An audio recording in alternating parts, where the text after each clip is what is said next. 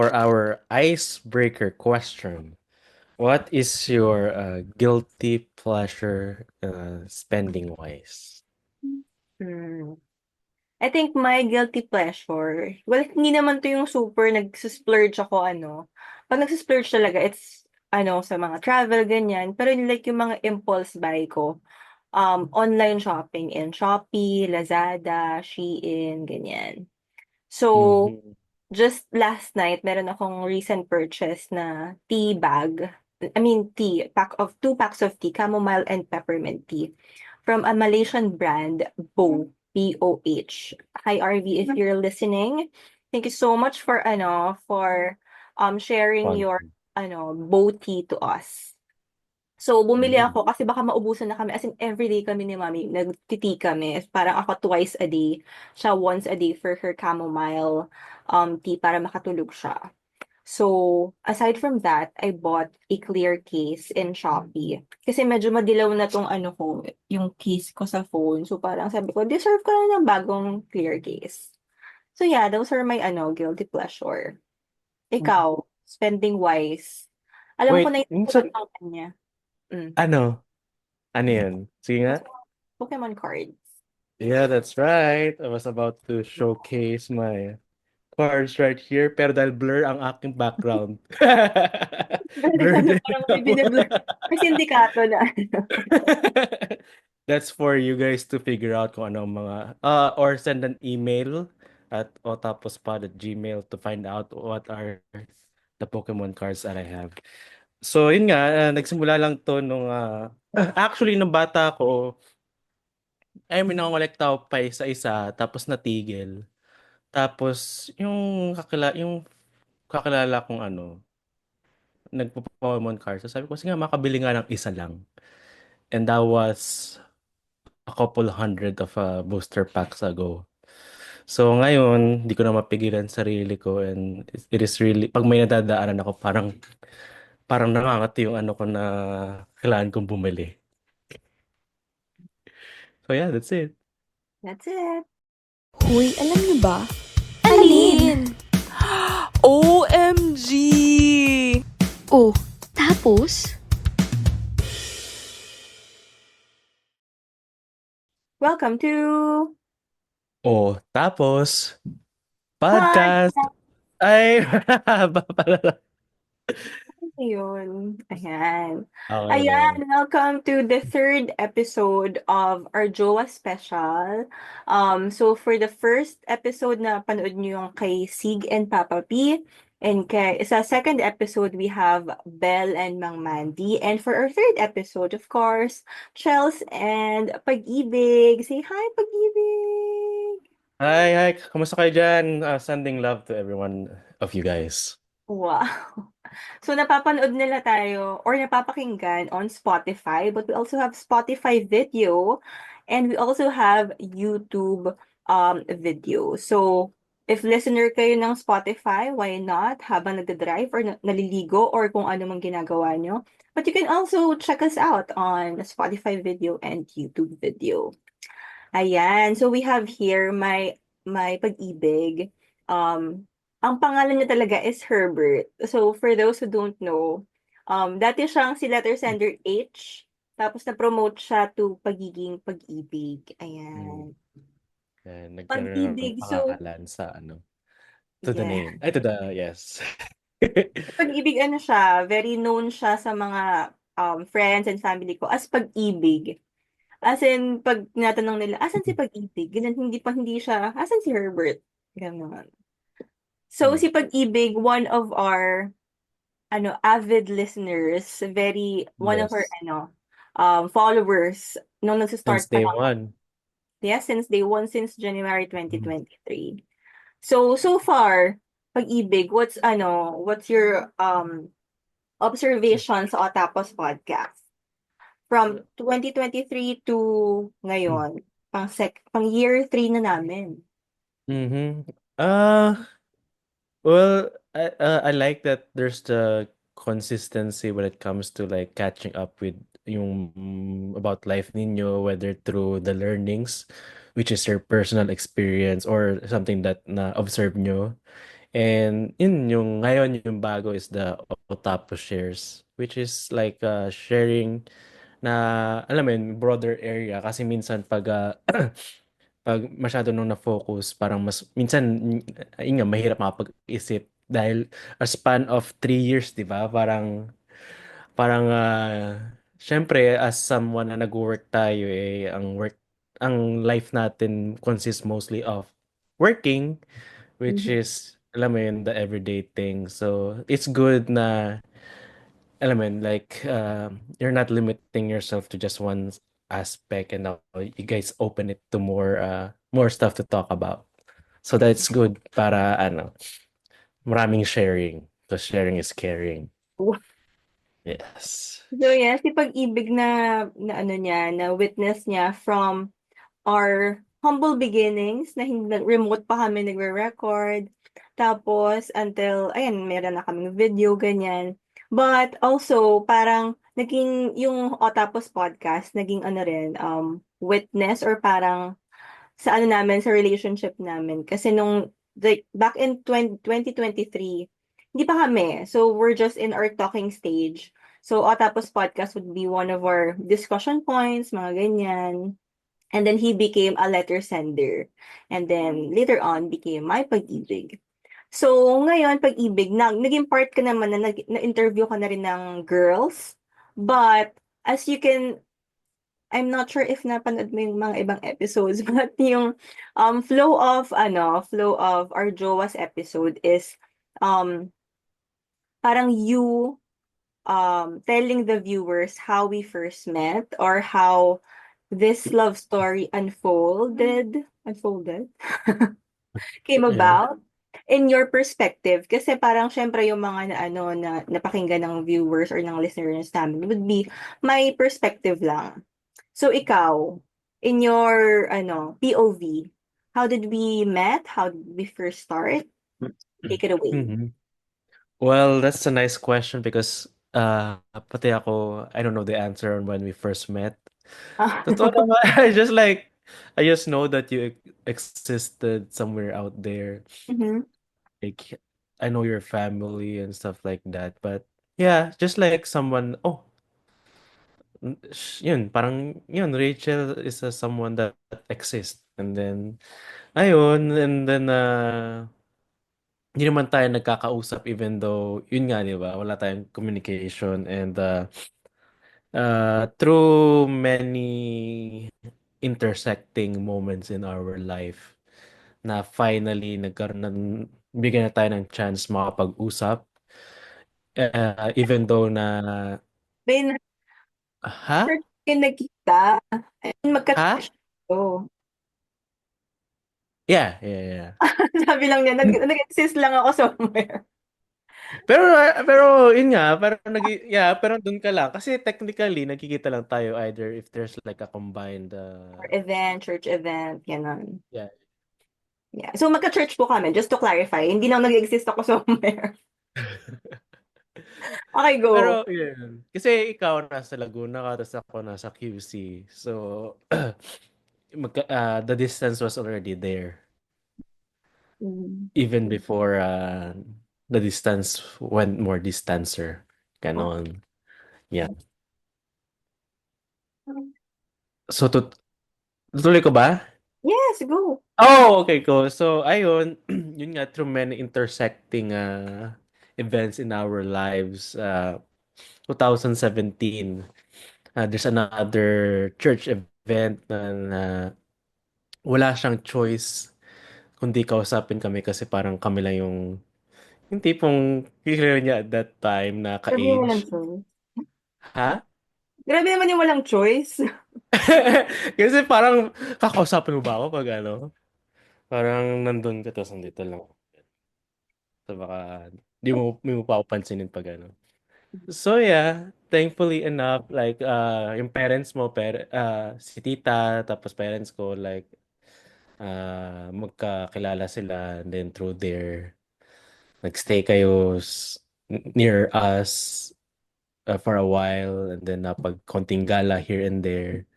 So yun, parang yun naman, Naalala ko, hindi ko alam kung gusto mo i-share ko to, pero I Go. tried talking to you, pero parang I think you're purposely ignoring me kasi nasa phone ka lang. Kumbaga, I took my shot, like tumabi ako sa'yo malapit sa upuan mo. Tapos sabi ko, oh, kamusta ka na? Kamusta yung mga ano mo so far? Tapos okay lang. Tapos isang tanong, isang sagot lang sa'yo. Tapos sabi ko, baka hindi to interested sa akin. So, ayun. Natapos yung trip na yun. Wala lang. Parang we're just, yeah, like acquaintance. Like, I know her, she knows me. And then one day, nag-post ka ng story on Instagram, like, about Panda Express. Which, dinala ko kayo doon yung unang punta nyo, ay, unang pagkikita na, unang pagtatagpo ng landas natin. And ang panda yung naging tulay, kumbaga yung fortune cookie. Yun nga, totoong fortunate enough Wow. na nag-slide ako sa DM mo. And then through there, di mo na kayang hindi ako ignore. Yeah, through there, lagi mo nang, uy, kailangan ko itong replyan, gano'n. And then days took into weeks, into months, and then na pretty much one message a day. Pero yung message ay mahaba naman. Tapos until na sabi ko, alam mo, hindi ko na alam kung anong nangyayari sa amin. So, yun, tumawid ako ng dagat para lang makita ka. And then, umamin na rin Dagat. ako. Para naman taga Mindoro ka lang. Tapos ayun, sinabi ko na nga, nagtapat na ako na, oh, gusto kita, ganun. Pero feeling ko English nun. Pero, ayun, sabi ko, kasi di ko alam kung in that 1 year na magkausap kami, I mean tayo, na di ko alam na kung ano bang pagtingin mo para sa akin. So, tinabi ko lang, as someone na mahiyain, sabi ko, gusto kita, pero di ko alam kung gusto mo ako, edi kung ano naman gusto mong maging ako, kumbaga. Gusto mong maging friends? Okay. Friends tayo. Pero kung gusto mong maging more than friends, then gusto ko rin yun. So, ayun, true enough. Nagulat ako na, oh, okay pala sa kanya na Gulat ako nun. And then, overlooking the sunset, dun yung nangyari. Siguro nakatulong din yung sunset na yun para nagandaan siya at that moment. Yun. And then, that's like 21 months later, nandito na kami ngayon. Yes. Ano kami, May 21. And this February 21 is our 21st 21. Mm. Hit it. Eh, eh, eh, eh, eh, eh, eh. 21. Kru, kru, kru. So yun, that's our love story from his POV, how we started. And Mhm. um in a few months we'll turn 2 years of our relationship, of long distance relationship. Yeah. So for you, have you been into, well, alam ko naman yung sagot, pero just for our viewers benefit. Ako ba yung first LDR mo or hindi naman? Hindi naman. Okay, hindi naman. Ako kasi, ito yung first LDR ko. So Mm. parang there were adjustments for sure. Si Mm. Pag-ibig, naman siya, parang expert naman siya sa LDR. Ay, grabe. So, ikaw, through the course of our 2-year relationship, what were your struggles?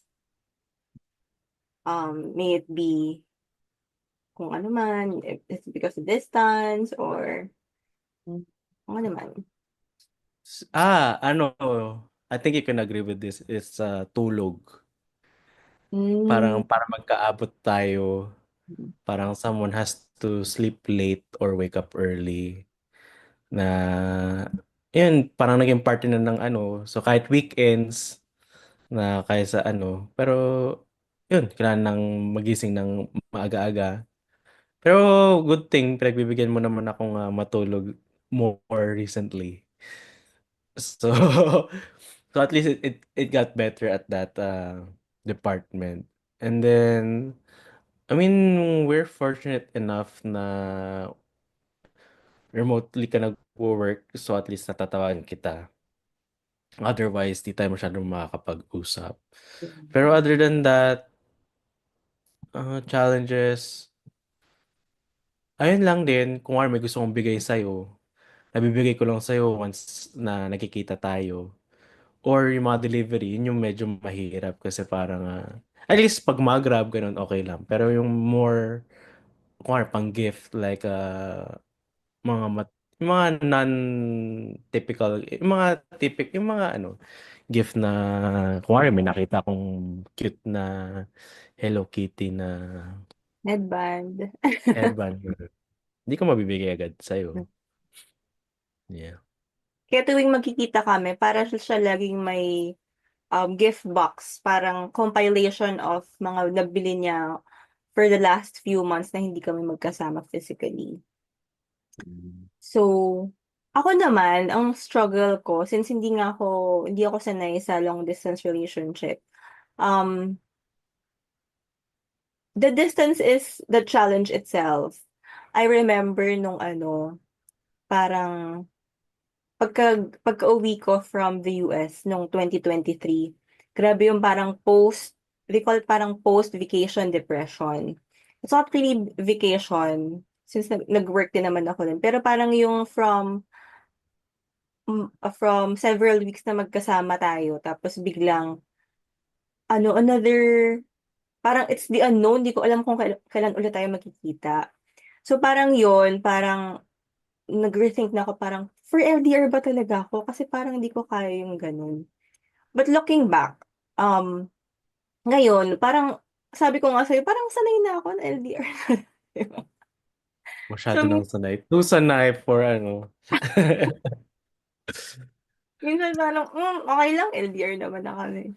So yun, pero parang yung struggle, it came ng early stages of relationship. Pero ngayon, parang pinapagtibay ka din talaga ng LDR. May mga characteristics ako ngayon na parang hindi ko akalaing magiging ako, just because nasa long distance relationship ako. One example is yun nga, naging patient ako sa pagbukas ng mga gift. Like, yung from previous episodes, si Pag-ibig, magbibigay siya ng gift niya sa akin parang few months in advance para may mabubuksan na ako during that specific event or specific day. So parang patient ako na hindi ko siya buksan para on the day of the event, parang may element of surprise talaga. And I feel like mas mas patient na ako to wait, ganyan. Dati kasi parang, hala, hindi pa siya gising, hindi ko pa siya makakausap, yung ganyan. Pero ngayon parang, okay, sige, matulog ka muna. So, masasanay din talaga kayo, mga LDR couples out there. Ako naman tagal na, magto 2 years pa na. So, ayun, so those are some of our struggles. We have a lot of struggles that we don't want to divulge here in the pod. But if we have struggles, of course we have also our learnings. So ano namang learning mo um from actually hindi lang tayo 2 years kasi parang we've been talking since 2022. Tama, yeah, Mhm. 2022. Yeah. So since our talking stage up to now that we're together, anong mga learning mo? Na ganyan, ganyan pala yung attitude ni Rachel, gano'n. Oo Yun. nga. Ah, learning about us or learning na Learning about the relationship. oh. I learned that sometimes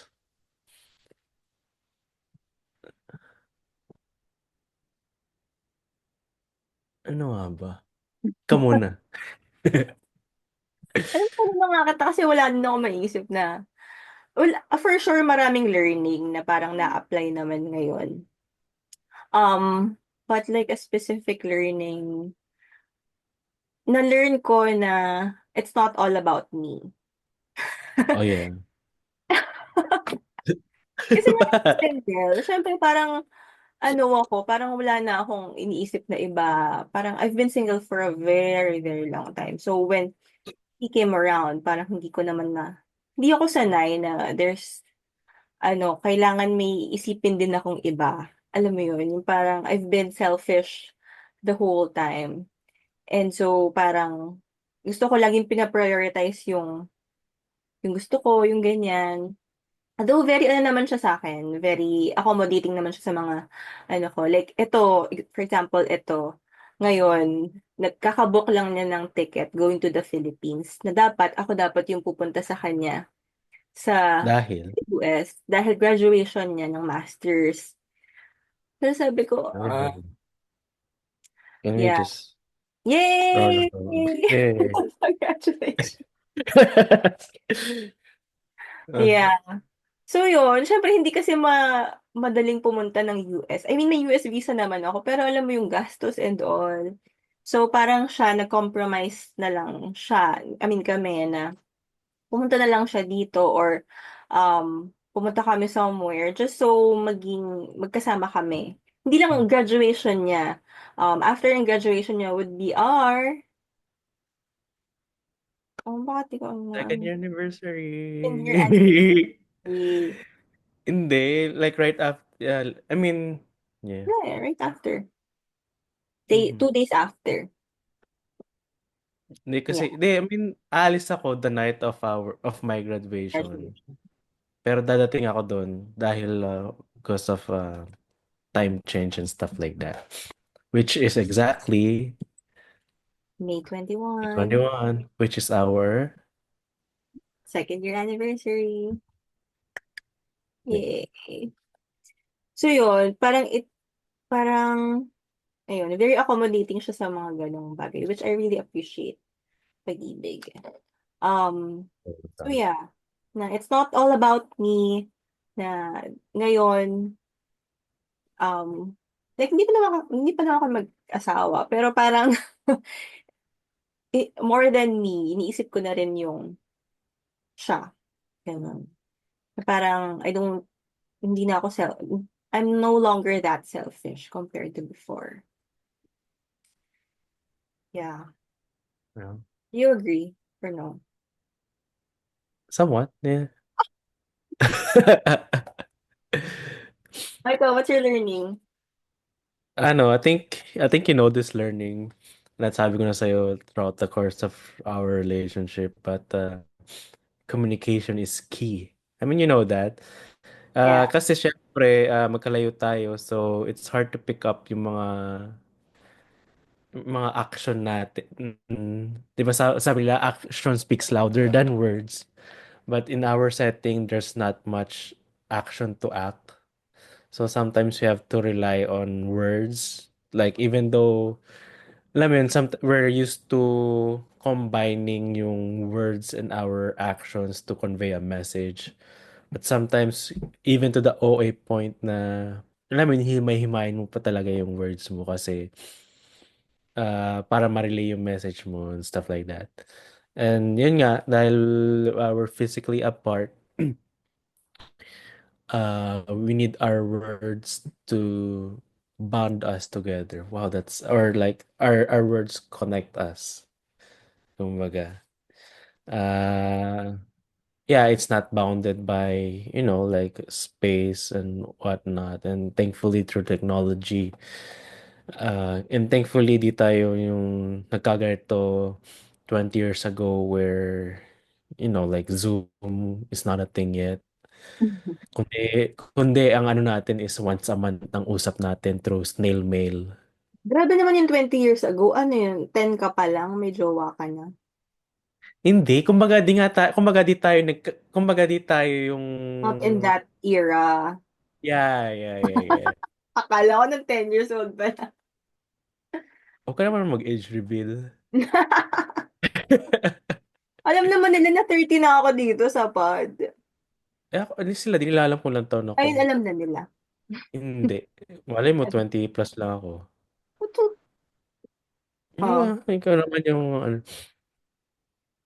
Yun. So, yun nga, through words, talk is cheap. And, yun, like, pero, sabi nga, parang sa Bible verse or something that, like, your words can be also a double-edged sword. So, while the communication is important na talk is cheap, madali lang magsalita. But at the same time, you have to be careful. Kasi it can make or break the relationship. Yeah, strengthen it or weaken it. Depends on how do you deliver.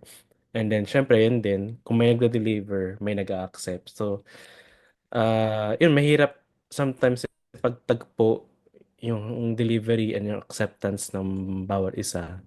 That's why, especially in a relationship, na dapat mas ma-in tune nyo, may sync na kasi syempre in our experience in life sa buhay, pag lumaki tayo in a certain way, sometimes yung word na ganito, trigger word para sa'yo.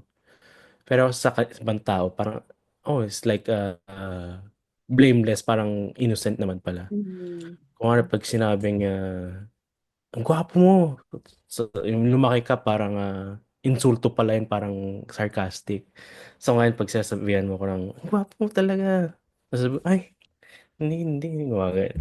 You know what I mean? Example lang naman yun. Na, na sometimes you have to like get to know, which is good, yun nga, kasi it's opportunity to get to know each other na like, di ba, parang ma-amaze ka na communication, same words, same meaning, but can have different interpretation based on your own experience. Oh, magandang title yon na something Yeah. about, yeah. Hmm. Can you just say na marami kami naging, hindi mo marami, pero may mga, para most of our arguments would stem from us parang misinterpreting one another na parang iba naman yung mini-mean ko pero iba siya how you take it. 'Di ba? Since nga LDR kami, parang there's no other way na i-express mo yung feelings mo towards that person. So, when we would have parang slight arguments, parang may sabihin siya tapos parang he means well naman, pero I would take it differently na, tas ma-offend ako. So parang, ayun nga, communication is key. Parang you have to over-communicate when you're in long-distance relationship just to avoid mga ganong unwanted conflict. So yeah, Amen. with that, alam mo bang merong, if meron tayong love languages, meron din tayong, sige, before we get into that, what's your love language, Pag-ibig? Well, there's the word language, and we just talk about communication. So Yes. it is words of affirmation. Yes. Super, yun talaga yung love language niya. As in, pag naano mo siya ng words, parang naano siya. Ganon. Pero, that's parang his receiving and giving na love language. So, he gives a lot of, words of affirmation. So, if, my friends would know this, pero yung good morning message niya, well, kami namang pareho. Usually, I mean, siya talaga yung mahaba yung good morning message. Sobrang haba ng good morning message with full of assurance, with full of encouragement to get to another day of living, parang ganyan. And parang when we would get into kung ano mang mga discussions, siya talaga yung laging he would affirm me na ganito ganyan. So yeah, giving and receiving. So, since hindi yun yung love language ko, what's my love language? Do you know what's my love language is? Chocolates. Just kidding, Ah, Hindi, quality time. quality time yung ano ko. So, hindi ako masyadong ano sa words of affirmation. So, kapag hindi ko nabibigay sa kanya yung words of affirmation that he's craving for, parang he's longing for, parang, syempre, ano siya, babad trip siya sa akin. So, ayun nga, na meron palang, aside from languages, meron palang fight languages. Are you familiar with fight languages? No. Okay, I will familiarize you with it. Char. So there are different types of fight languages. Start with letter F. Number one is fight language. Number two is flight. Number three is freeze. And number four is fawn. So fight is of course yung makiki-fight, as in fight ka talaga. Suntukan, gano'n? Ha? Suntukan? Hindi naman, pero kahit with Ah. word or siguro suntukan Ah. ang type of fight ang ano. Number two is freeze or flight. So, kahit na in the middle of an argument, walk out na lang or bababaan mo siya ng phone or whatever. Tapos freeze, I mean, yung freeze is parang flight, pero yung freeze, andun ka pa din sa situation, I mean, andun ka pa din, hindi ka umaalis, pero wala ka lang sinasabi. Hmm. Then, fawn is, um, parang in the middle of an argument, you would give in para lang ma-appease yung person na yun. So, you think, ikaw, ano sa tingin mo yung fight language mo? Parang dalawa. Ano? Ano freeze, yeah. I Yeah, agree. nagfi-freeze na ako. Pero at the back of my mind, gusto ko na i-end call 'to, gano'n. Ano? I-end Gusto ko goal? na oo, gano'n para balik na ako sa ginagawa kung ano man. Ganun. Yeah. Hindi, usually kasi nagkakataon na I mean, yung recent lang na or I'm in the middle of doing homework lang, gano'n. You were? Hindi kaya. Matutulog ka na nun. Hindi nga, may ginagawa 'di ba nga nag-aano ako ng ano, homework or something. Mhm. Okay. So, freeze Pero and freeze yung mas, hmm. yeah, Ako, anong fight language ko? fight, Ano ba? fight. I mean, yeah, and freeze. Agree. I So, agree. may common tayo, Freeze. yeah. Ayun. Walang Yun nagpo-phone, walang gustong na mag-give in. Siguro minsan ako, parang yeah, ikaw, mas ikaw yung nagpo-fawn. Ako yeah. parang, nag-fawn na ba ako ever? Parang di pa. Minsan din naman, Minsan. Yeah. yeah. Yeah. Gusto mo ano natin, testing natin nga ngayon? Nagkaroon ng away.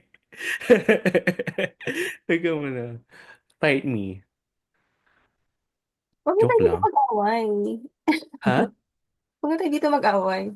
Ganun ba? Mm. Kasi, di para makita ng mga listeners kung ano yung ano, Kung paano tayo mag-away. kung ano ba talaga yung fighting language natin. Ang ganun. So, speaking of yung mga fighting, ikaw ba in your life, may mga experience ka na like you had this, I mean, except sa family and sa akin, na yung parang memorable fight you had with like, with another person? And what kind of, like, was it physical, or verbal? Like, gaano, gaano yung, you can give more than, ano yung mga memorable fights in your life, you can say. Meron ka ba? Or were you the peaceful child, peace-loving child, na ikaw yung peacemaker, or wala ka naging kagalit in your life? Or yung mga bata ka, may nakaaway ka dahil sa laro. I mean, it can be as, di naman kailangan serious. Mm, I remember nung mga bata kami ng kapatid ko. Alam niyo yung nung isa pa lang yung computer namin sa bahay tapos nag-aagawan pa kami ng screen time. So ako ang nilalaro ko sa ano, sa computer, Harvest Moon. Siya naman, Pokemon. Pokemon Red, Pokemon Blue. Kasi yung ganun. Tapos yung maliit lang yung ano, yung screen. Tapos parang turn ko na, dapat turn ko na. Eh parang ayaw niya akong pagbigyan. Nagkalimutan kami. I mean, yeah, kinalimot ko siya, kinalimot din niya ako. Tapos nag-leave siya ng mark. Ewan ko, ngayon medyo nag-fade na siya. As in, for the longest time, meron akong peklat dito. Oh, Sa kalmot niya. Dahil sa aha, computer. I see. Ikaw, ano Ikaw, di, nagawa mo? ikaw, ano naman yung damage na nakuha niya from you? Hindi ko alam. Siyempre, mas nag-care ako sa ano ko, di ba? Wala ka naman niya. So, ano yun, paano na-resolve? Like, may dumating ba sila tita or wala sila noong time na Hindi ko na yun? matandaan. This was siguro mga ano ko, 8 years old ako. Siguro mga 5 siya. So, hindi ko na matandaan. Ang natatandaan ko lang is nakanalmot niya ako at nagkapeklat ako. Oh, okay. Sa akin is super petty na looking back, nakakatawa siya. You know na I'm a diehard Houston Rockets fan, di ba? Mhm. Tapos, one time, ngayon, actually behave na ako eh. Pero back in the days, as in, may may pag-away ako online pag may nangaaway sa Rockets. Wow. And there's this, ano siya, kaklase ko siya ng grade 6. Hi, pag nakikinig ka. No name. So, ano siya, Lakers fan naman siya. And then one time, kasi, I don't know, sa mga nanonood ng NBA, si Dwight Howard, galing siya ng Lakers. Tapos pumunta siya sa Rockets. So ngayon, parang nainis yung mga Lakers fans sa kanya. And, alam mo, naghahalo-halo na. Kalala mo si James Harden din. Yun yung Yeah. mga kapanahon. Yung mga kapayang balbas. Yeah. Yung kapanahonan na yun kasama sila. So there's like some rivalry.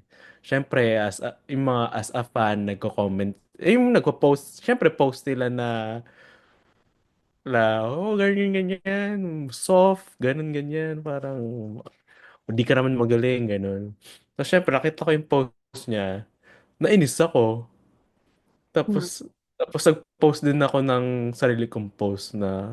Tapos parang alam mo nagpapatama.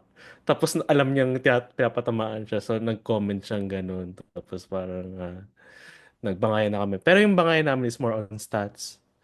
Parang, oh, almost triple-double yung si James Harden. Tapos, kasi sinasabi mong hindi siya magaling. Ganon. Mm. Online. Tapos, Ano, ha? sasagutan kayo sa chat. I mean sa comment section, gano'n. Yeah, di pa naman uso messenger noon eh. Hmm. Mga time na yun. So, ayun nga. Hindi, uso naman na pala. Pero di ko may ganung level na ano. Pero nag-chat din siya sa akin na, oh, dapat, ano din, di mo, parang, nag, ayun nga, nag-message ka na lang. So, ano naman, okay naman kami ngayon. I mean, hindi kami besties, but, kumbaga, nire-respeto ko siya as a Lakers fan. Kasi, nandun siya in there, fan pa rin siya ng Lakers nung bago dumating si LeBron, ganun. And yun nga, nakita niyang gumaling ulit sila, which I respect. Kasi yung isa sa parang nakaka-annoy is yung mga bandwagon na out of nowhere bigla na lang sumulpot. I mean, nasa kanila naman. Feeling ko di ka na nakaka-relate at this point. But sa mga, sa mga this is something I'm passionate about na I can talk na, yun nga. Minsan nga, ano din eh. Yung kilala mo pwede ba mag-say ng names? Dati naalala ko, si Jem, parang nag-comment. Parang ano lang din naman, pero saglit lang. Parang, Mhm. dahil kasi LeBron fan siya noon, tapos yun, parang pag naglalaban lang, gano'n.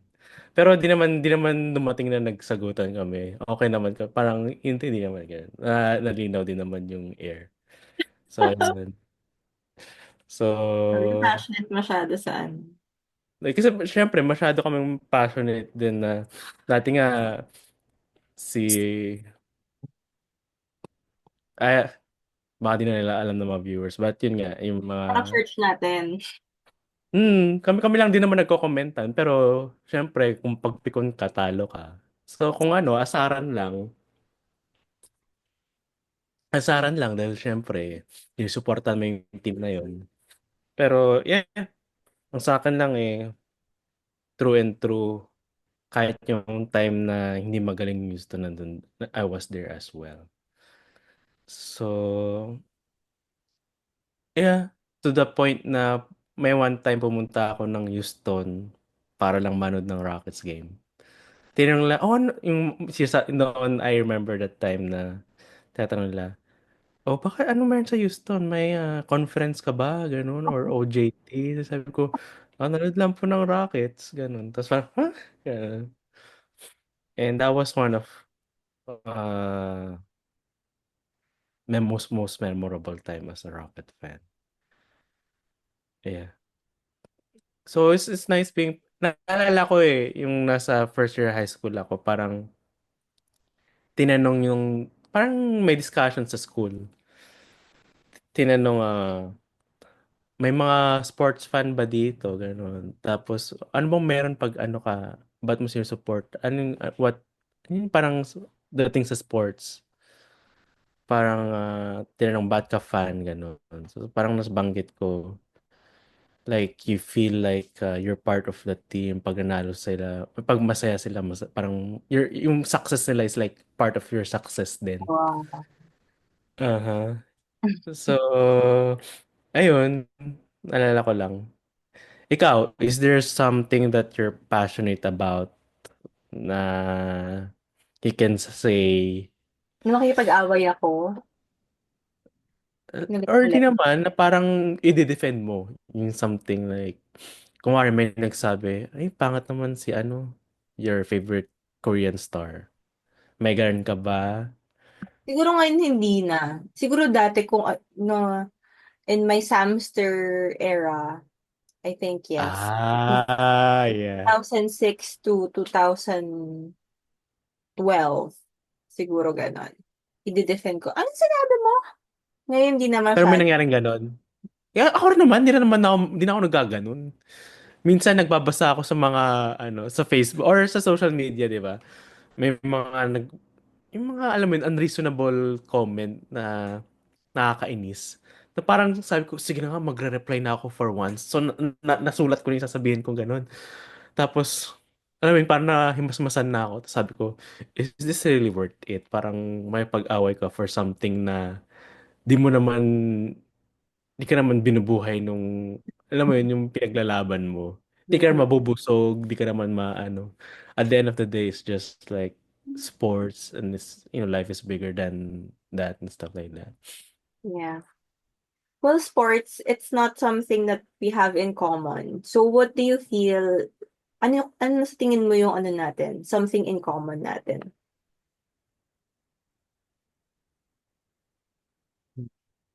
Uh, the people in our lives.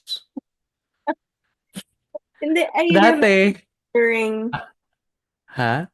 I remember during our talking stage, yung mga IGDMs natin, parang we connected through travel. Yeah. Remember? So Mm-hmm. Yeah. Dati, I nagpa can, I to can easily, oh sorry. go. Ano? Hindi, kasi dati I can easily say na travel nga isa sa common natin. But as we travel, parang na-realize ko na, we love the travel per se, pero like we travel differently. Yes, we have different styles of traveling. And May sarili sometimes, akong preference, meron ako sariling preference. and it creates a conflict din pala. Yung even though yung same na gusto natin, but we like it certain way, na Mhm. it caused some clashing, di ba? Mhm. I want to do For this with. example, si Pag-ibig, pag pupunta siya sa isang place, mahilig siyang pumunta sa observatory deck. Ako, hindi masyado. So, I would go to like cafes or sa mga kung saan man, like touristy spot siguro, ganyan. Sa observatory deck. Which ako, I'm not much of a fan of. So, may mga ganong sabi ko, observatory deck na naman. So, ayan, just, one of the things na, Mm, ano, yeah. differences. At saka, I think ikaw, you like culture-wise through food, yung exploration mo, Yes. ganun. Sa akin, kahit di ako kumain, makita ko, ma-explore ko lang yung itong place na to, ganun. Hindi naman necessarily observatory deck. Kasi, para pag lugar, wala naman observatory deck, di ba? Mm. Yeah, I would rather, parang use that time to maximize, yeah, Gusto niya to see marami this. siyang mapupuntahan in one day. Ako, gusto ko marami ako makakainan in one day. True. Very true. Very true. But yeah, in the course of our travel, I mean, ayun nga, it's good na mas marami akong na-discover na food-wise, like trying out food like on different places. And that's your influence na nakita ko sa buhay ko na, ayun nga, I'm able to enjoy and that aspect. Yeah. Yeah. So, ayun, that's just a glimpse of our relationship in few minutes lang. And so, I hope you enjoyed this episode, everyone. Any Pag-ibig, any last words to our Otapos listeners and viewers? Ay, akala ko dadugtungan pa natin. I was just getting started. Oh, Like, nabuhayan balik ako ka na sa... lang for the next episode. Ha? Balik ka na lang for the next episode. Sige, sige. So, your question, ano yung mga message ko? So, nasa message part na ba tayo? Mm-hmm. Okay, so para sa mga listeners or viewers out there, whether through Spotify or YouTube and whatnot, salamat. Salamat sa pakikinig at panonood at salamat sa walang sawang suporta sa inyo sa Otapos Pod. And thank you for having me to discuss our story and like we can tell the listeners that all relationship mapa LDR or in person in person uh Face it to will face. all it will all go down pa rin sa alam mo yun, each person is unique kaya there's like a one-way formula. I mean, of course, mas maraming magagawa pag magkasama and then but at the end of the day it's always about working through your differences. Kaya if there's some conflicts, I hope na mapag-usapan. Kasi yun nga yung message ko kanina, walang ano na hindi nadadaan sa mabuting usapan. And yun, and you'll never know, you might something na mapag-usapan sa pod or you might have your own pod discussing all these things. And yeah, always listen to. I think the talking is cheap part is easy, kaya 'di ba cheap siya. But the listening part can be a challenge. And thank you sa mga listeners sa pakikinig nyo. Sometimes, kasi as a listener, minsan may gusto kayong sabihin pero di nyo masabi dahil di namin marinig, I mean, di marinig ng podcasters ang gusto nyo sabihin. Unless you write an email at otapospod@gmail.com or DM sa otapospod. So yeah, we want you to be part of this conversation. And we couldn't conversate without you guys giving your feedback to them. And I know they would love to have you guys as part of this kasi minsan talking naka nakakapagod pag laging nagsasalita and sometimes we need rest to to listen. Okay? Oh, tapos, So, tapos na! bye! Bye!